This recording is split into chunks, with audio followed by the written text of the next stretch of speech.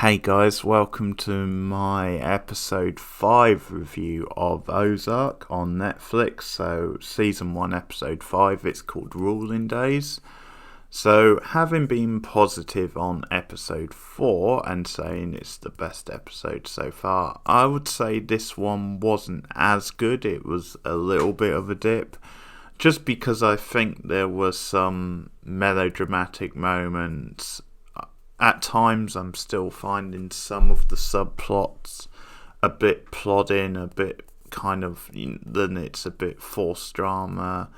Another thing to say is overall, I'm finding the stuff with the parents, with Marty and with Wendy, a lot more engaging, a lot more compelling, and you've got some of the other stuff, but basically the main plot stuff I'm a bit more into. Some of the, I don't think some of the other characters have quite taken life yet, and some of it maybe eventually it'll become relevant, but some of it, yeah, I do struggle to see how it's really that important, and at times it just feels like a tacked on sort of plot or something else involving the character. But this one really starts with the fallout from the killing of Bobby by the Snells at the end of the last episode. He's found in the river and he floats down the stream. They purposely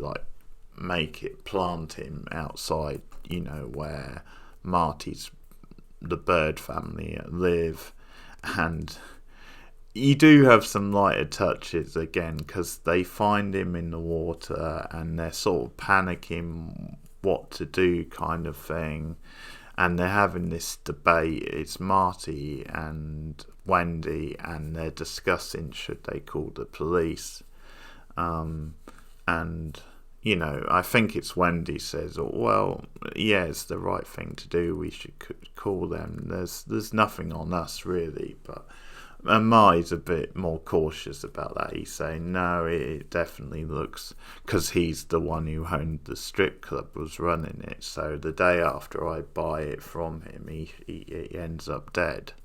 And there is a funnier sort of line where, because Wendy's in a sort of not swimsuit, but whatever they call them, zip up type wetsuits. That's the word I was looking for. And she's kind of been, paddling and stuff, and she's got a yellow paddle on her, and it's because they're kind of getting quite animated and discussing it.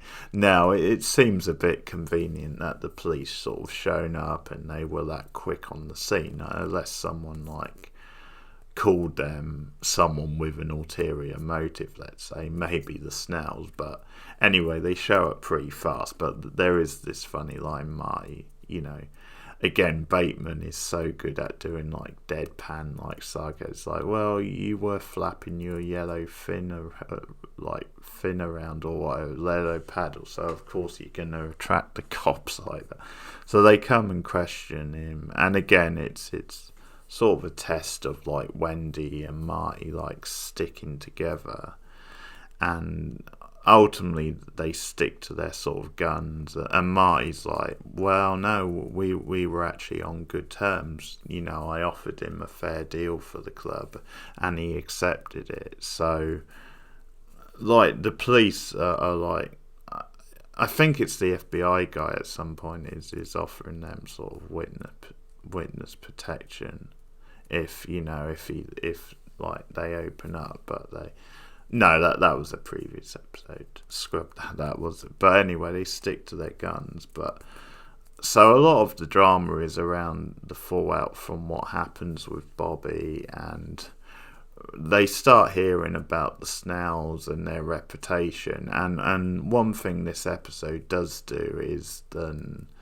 we find out that the Snells are, involved in all sorts of business, that they're running drugs themselves, but then basically they like to monopolise the town and have control of business to run their sort of and drug money and stuff, and that they're not to be messed with. They are like violent, sinister people. Because at one point Rachel starts telling Marty like stories about them, and it does a pretty good job of selling their threat. And so she says, I've just learned over the years just to avoid them, just to run my business and just not get involved, which obviously is sensible. But we're obviously heading for like a collision course between the birds and with the snails. But so this episode is partly to sell their threat, and we see them like slowly getting things into motion. Now, there is actually, I was saying about the yellow paddle line, there's an even funnier line with Ruth in this episode. She really knows how to deliver dialogue, but it's when they're talking about, about gossip around the town and people saying that Marty could be like the killer. And it's when he says, I'm not a killer, and she's like, oh, sort of no shit, basically. She's like, if you're a killer, I'm Snow White, and I don't see any dwarfs here. It's a really funny line. It's a really, like, sort of creative line, but the way she delivers it is so funny. So there's a couple of really good lines in this episode. So that's largely what the episode is about, and the tension there, and the snails that are, they want to find out just what exactly Marty and the family are up to. So at one point, Jacob sends one of his guys in, and he sneaks into like their house and starts on his phone taking pictures of like documents and just finding out what their plans are, and find out then, well, apart from obviously having control now of the strip club, then they're taking an interest in the church, in the local like preacher, and they've had this idea now to build the church. And his character, we've seen him in a previous episode. He like showed up on a boat, and he actually, does like sermons on a boat. So we did see him in one brief scene. But we see him at the start of this episode. That's how the episode opens, because his name's Mason. And we see a scene with him in the past where he's like shot like in a robbery. And, because this is pre him becoming a preacher. So he actually like sort of tries to save like the people in the store, and talks to like the robber and is saying, put your aggression here, sort of thing, forget about that. And it almost costs him his life, so he does get shot. But as soon as he gets shot, you can kind of see where the scene is going, or where the episode's going to go, because he gets shot in such a way where it looks like he's going to die, and then he doesn't. So ultimately what happens is he becomes religious. He turns to God, and he obviously sees this as being a miracle. So that's lead him down the path of religion, and that's how he becomes a target. And Marty has this, it's either Marty or Wendy, I can't remember which one, but that they have the idea that a church is a great way to add to like their repertoire when it comes to like laundering money, because you can do it off the books, and you can go under the radar when it comes to the FBI. So they actually go and meet the Youngs, like their family name is Mason, and his wife who's pregnant.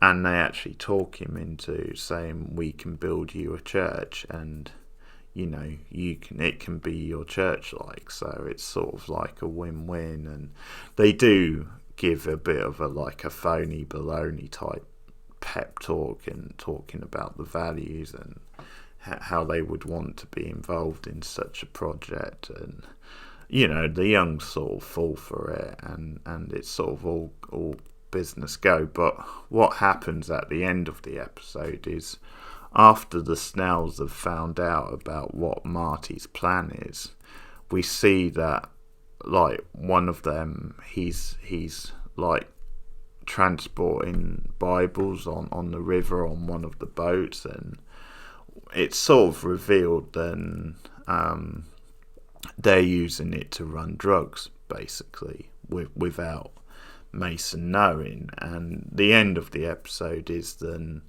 they find out that Marty plans to build this church, so that's obviously interfering on their turf, so that's going to be followed up on and a conflict. So that's all pretty solid stuff, I would say. There's sort of tidbits again with the children, which again I'm not sure is that interesting at the moment, but obviously it could become more interesting. So Jonah is continuing to be interested in hunting, and it's actually quite a tense scene, although it's a bit forced, but it's quite tense when he comes back from hunting and he actually sees, or he doesn't see, but it teases then he's going to bump into like the guy from the Snell who works. He's either like a family member or he works for them, because when he sneaks into the house, there's this tense sort of scene where Jonah like could bump into him, like they're in the house at the same time, but they sort of miss each other, which obviously could have been, I mean, either Jonah could have got involved and could have shot him, or maybe things could have gone bad for Jonah, but they tease that a bit. There's little bits with Charlotte, like she like takes a shine to this new guy in town called Zach, who's quite a rich guy. He comes into the bar at one point, starts flirting with her. I mean, what's weird about that is that we don't see any more of it in the episode. She actually starts talking to Wire again, the younger brother of Ruth, that they actually sort of, because they sort of make up, like she apologises for like whacking him one, he apologises for being disrespectful to her, so, and the whole thing with the police, so they actually talk, you know, and start hitting it off again, and they just start hanging out. So I'm assuming there's going to be something else with the Zach character, but we just get a little bit of show. We also see that she's a bit of a diver in this episode, and once again, the guy. There's so many characters, but the guy they're staying with, the older guy, really doesn't cover himself in glory. He makes some really crude comments and threats as she's like going diving. So again, he's sort of very old-fashioned when it comes to women. But there's that stuff going on. There's also with the Snells, there's when there's the stuff with the Snells mostly, as I said, and there's it's with like the local sheriff and stuff when he's talking to Marty and Wendy, and that's when they decide, because originally they sort of call it like a suicide, or then there might have been foul play, but then when they talk to him, because this was what the drugs in the system was about when they like killed him with drugs, and it put enough drugs in the system to probably make it look like a suicide or like he overdosed. And the sheriff just says it's probably best for everyone if we just call it a suicide. And it's like, well, what's he talking about? And it's obviously to do with the Snells, and so it's like suggesting then the law enforcement are too scared of him, or of the family, and that they don't want anything to it's just easier for them to like turn a blind eye and rule it as like a drug overdose, like I think overall it's a good episode. Again, it's a solid episode. There's just some sort of like slower, more plodding moments. Just some stuff which isn't quite hitting. There's a bit more with Roy. He does actually start seeing the.